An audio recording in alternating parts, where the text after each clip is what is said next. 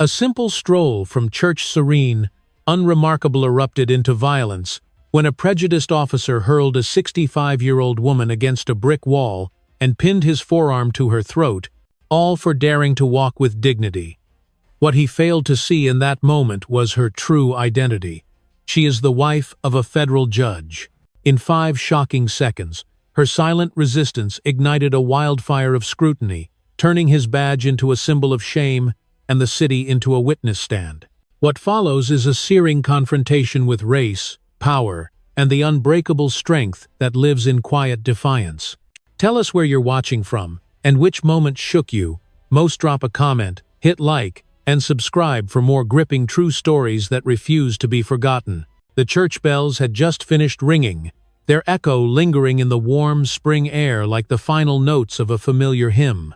Sophia Clark stepped carefully down the wide stone steps of St. Mark's Baptist, her low-heeled shoes clicking softly with each step. One hand clutched a slim leather-bound Bible, the other held a bouquet of white lilies tied with a pale blue ribbon.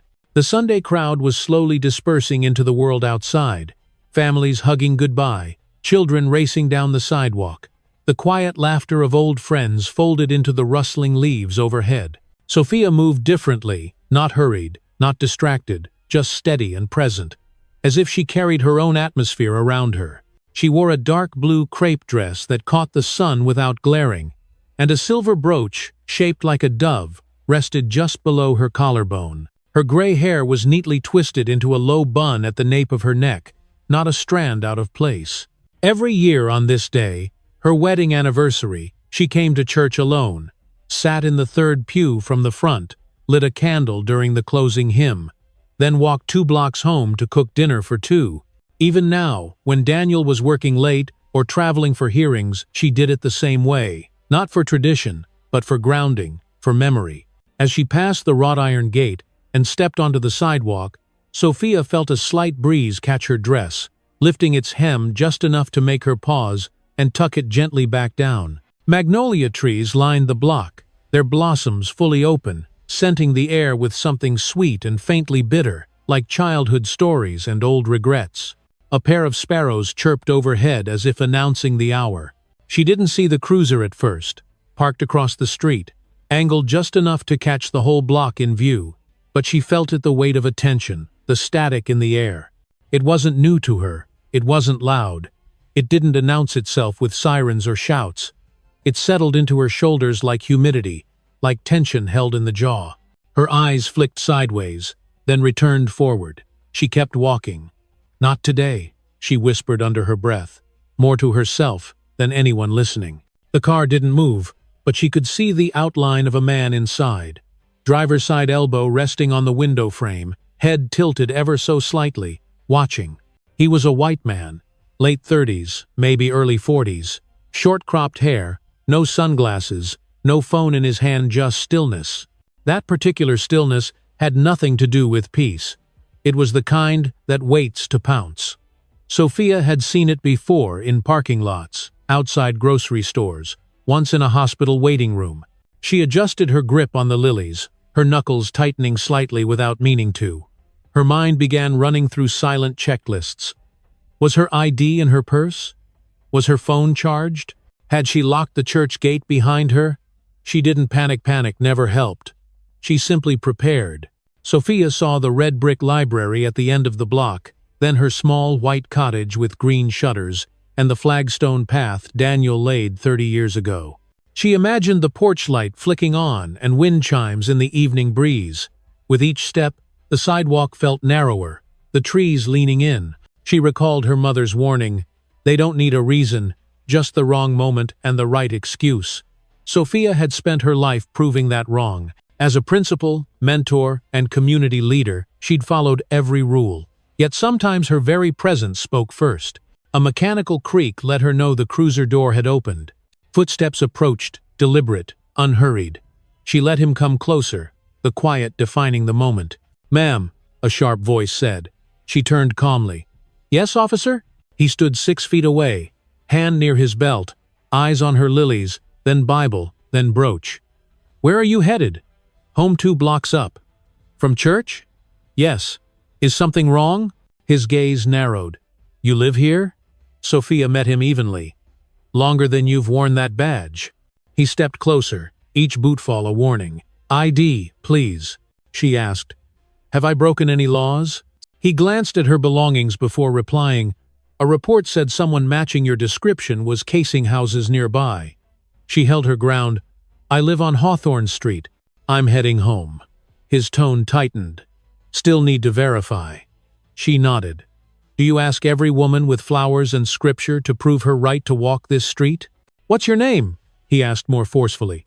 "Now," she answered calmly. "Sophia Clark." He paused, the name registered.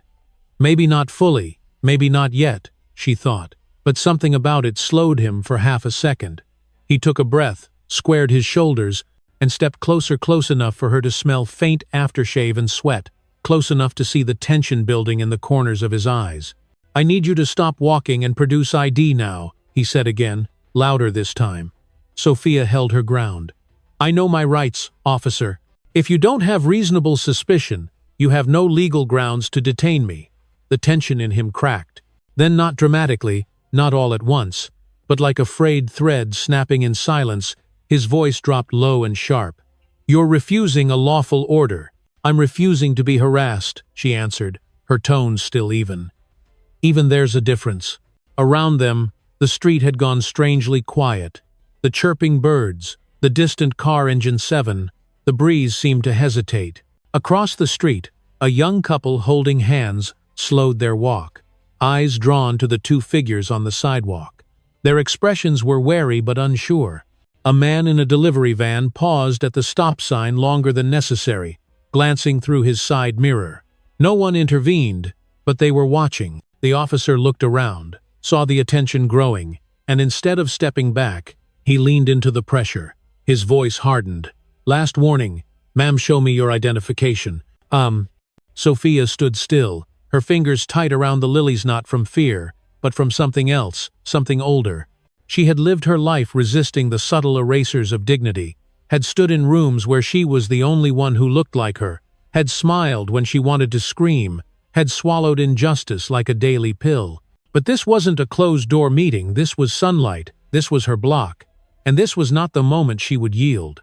"Then do what you feel you need to do," she said softly. "But understand this. I know exactly who I am." Those 10 words did something to him. Without another word, without escalation, without protocol, he lunged. One hand grabbed her upper arm, fingers pressing into flesh with unnecessary force. The lilies fell to the sidewalk like spilled truth. Sophia gasped not from pain, but from the shock of how fast he turned.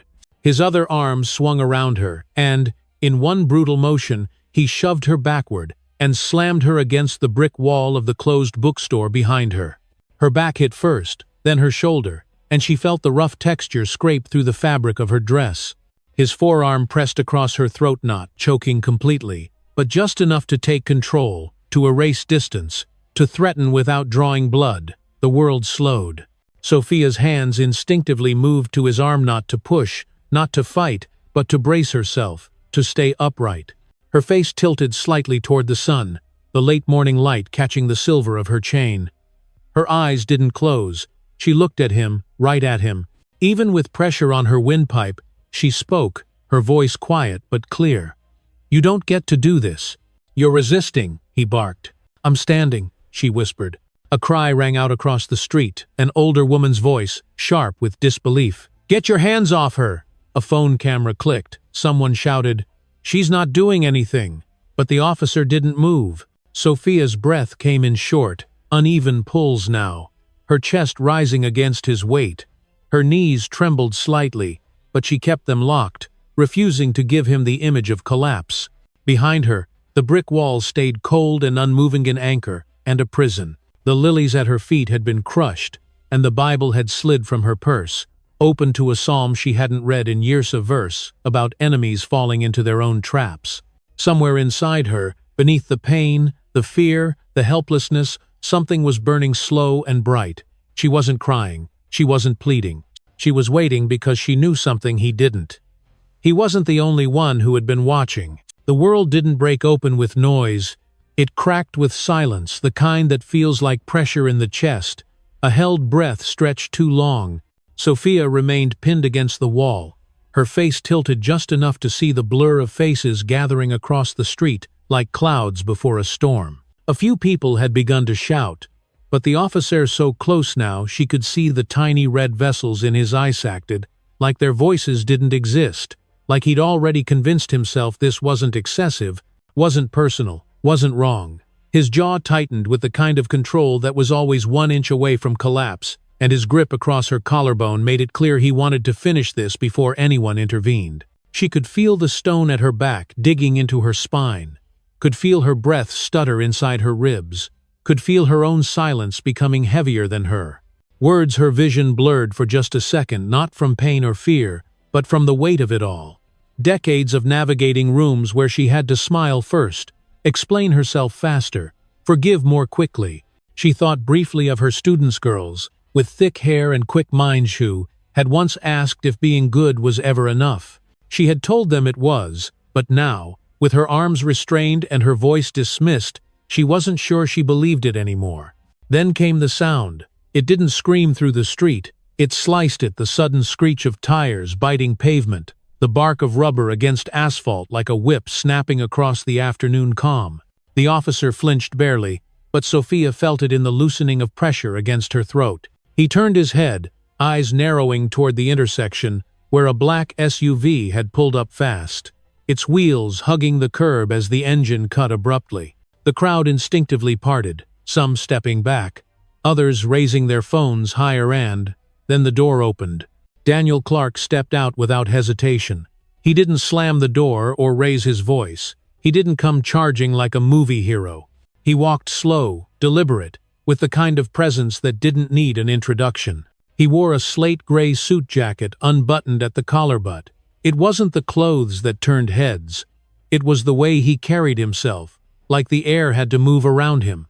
At 6'3", with broad shoulders and a stare that once silenced courtrooms mid-trial, Daniel didn't need to ask what was happening, he could see it all. Sophia, breathless and bruised, backed into the brick wall. The officer's hands still hovered, unsure whether to let go or double down. Onlookers froze between fear and hope. His voice, when it came, was measured steel. "Step away from my wife." The officer's spine straightened like a struck match. He turned fully, hands slowly dropping from Sophia's shoulder, eyes flickering between the judge and the badge number on his own chest, as if trying to make sense of what he'd just heard. Sophia leaned against the wall for support, one hand at her side, the other pressing lightly where his arm had pinned her. She didn't say a word, she didn't need to. Daniel took one more step forward, voice lower now but firmer. "I said, step away from my wife." There was no hesitation in his tone, no negotiation, no room for misinterpretation. For a small, flickering moment, the street paused again. Even the birds in the trees above had gone quiet, their songs stilled by something heavier than sound. The officer backed up one pace, then another, face flushing red, breath clipped with confusion and pride. Around them, murmurs picked up low and scattered at first, then louder, more unified. "That's her husband. Isn't he a judge? Oh, he's about to lose his badge on camera." The shift in power was visible now, thick in the air like humidity before a summer storm. Sophia watched it unfold with the quiet resolve of a woman who'd always known this moment could come, not because she'd done something wrong, but because eventually they always tried to remind you of your place. Only this time, she had someone who refused to forget hers. Daniel didn't rush forward or crowd the man who'd shoved his wife against brick. Instead, he closed the space slowly, each step measured like the beat of a gavel falling in a courtroom. The officer name tag reading Ethan stood off to the side, hands clenched, lips tight, eyes searching the sidewalk, as if it held the answer to how everything had gone so wrong so fast. But Sophia knew better. It hadn't gone wrong fast, it had always been wrong. It just took 5 seconds and one voice to expose it. The crowd had grown along the sidewalk, phones raised like lighthouses to keep the truth from vanishing. Daniel's voice stayed calm but carried weight. "Tell me your name and badge number right now." Ethan's jaw tightened as he glanced between the crowd and Sophia, as if only now realizing she was protected. "This is a misunderstanding," Ethan stammered, voice shaky. "No, Daniel replied evenly. This was a choice you made. Sophia straightened against the wall, dignity intact. Daniel turned to her. Are you okay? She nodded. Not today, he said, and faced Ethan again. Do you know who you just put your hands on? She's served this community far longer than you've worn that badge. Murmurs rose in the crowd. Tell him who she is. We've got it all on video. It's always this way until someone important is watching. Daniel's voice dropped lower. You didn't de-escalate, you escalated for a necklace, a skin tone, a woman who wouldn't bow her head. Across the street, a sergeant arrived, calm and authoritative. Daniel stepped aside to let her approach. Officer Ethan here assaulted my wife without provocation, he said. The sergeant's gaze hardened. Is that accurate, Officer Ethan? She asked. He wavered. She refused to comply, he answered. Did you see her commit a crime? Did you hear her threaten you? Daniel pressed, drawing the crowd in as justice settled over them all. In that moment, the crowd had thickened along the sidewalk, phones raised like lighthouses, keeping the truth in view.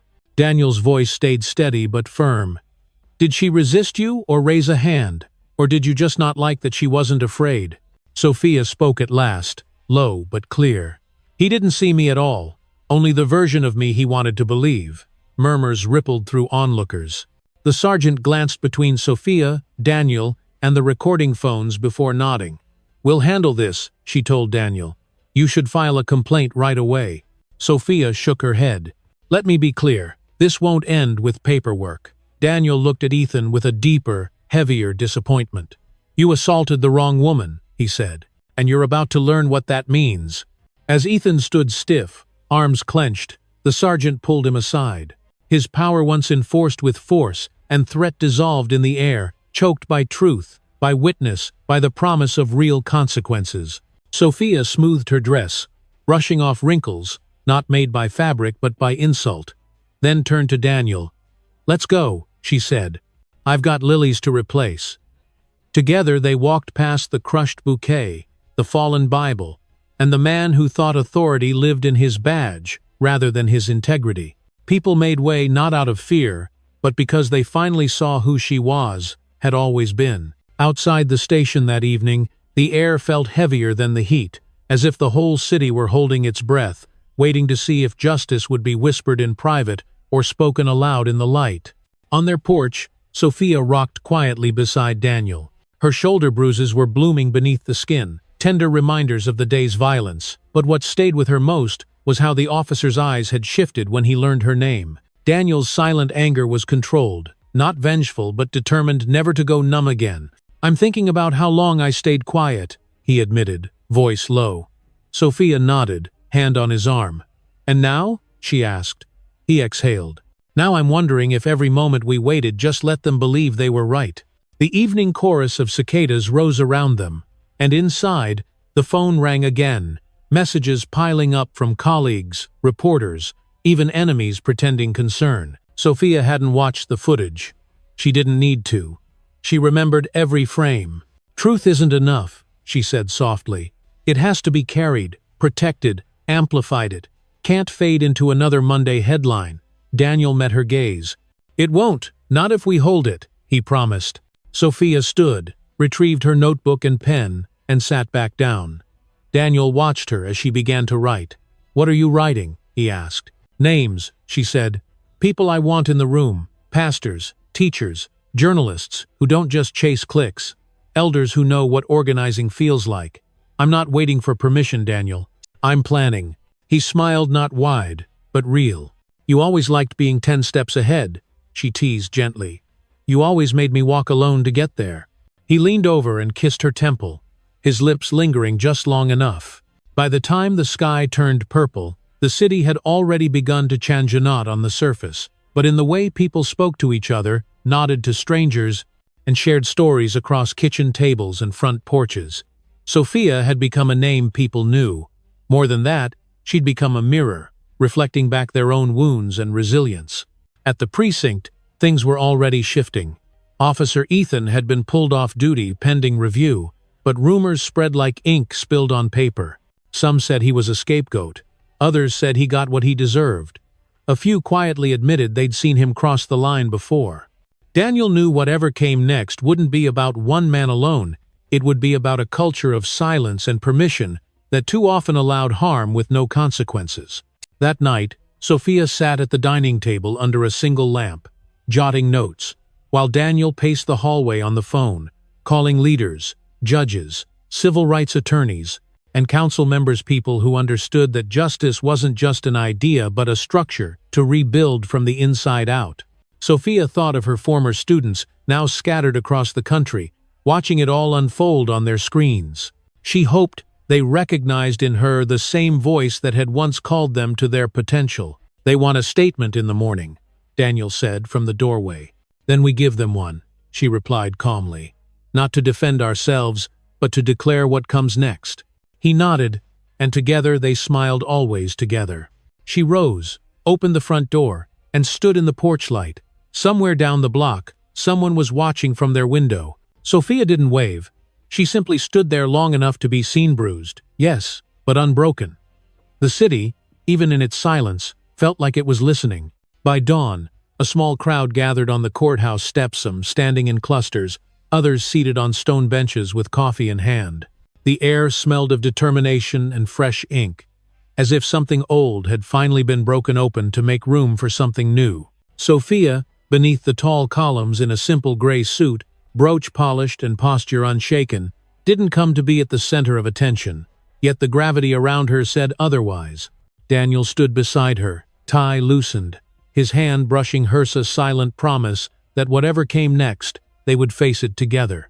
Reporters lined the walkway, microphones held like confessions waiting to be heard. But Sophia didn't stop for questions or search for cameras.